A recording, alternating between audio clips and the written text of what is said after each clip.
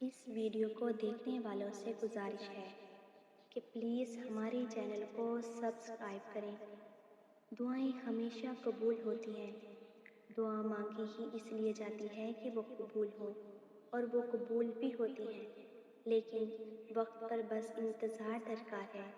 دعائیں نظر سے اوجھل ضرور ہوتی ہیں، کسی کو دکھائی نہیں دیتی اور نہ ہی سنائی دیتی ہیں، لیکن جب قبول ہوتی ہیں تو دکھائی بھی دیتی ہیں اور سنائی بھی دیتی ہیں۔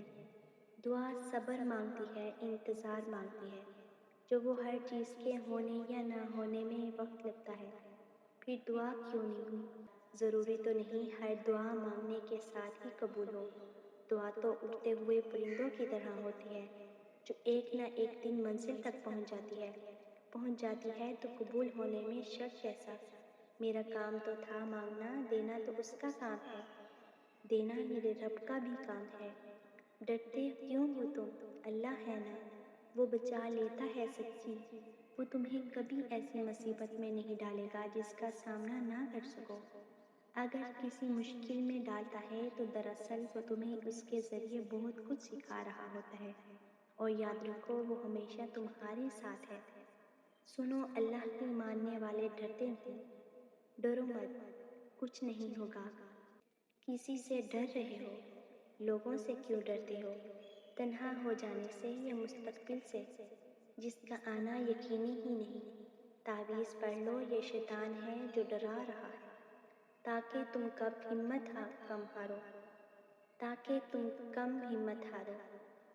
تم رب کی نہ مان سکو، تاکہ تم اس کی راہ پر نہ چل سکو۔ اللہ کا جو حکم بھی ماننا ہے، وہ نڈر ہو کر مانو۔ وہ جہانوں کا رب ہے کہ اپنی ماننے والے کو یوں ہی تنہا چھوڑے گا، دنیا والوں کے رحم و کرم پر چھوڑ دے گا۔ کبھی نہیں سنو گے اللہ کے ماننے والے ڈرتے نہیں، نہ کبھی پچھتاتے ہیں، اس راہ میں خسارے نہیں ہوتے۔ ایسا نہیں سوچتے میرے ساتھ یہ کیوں ہوا، میرا کیا قصور تھا؟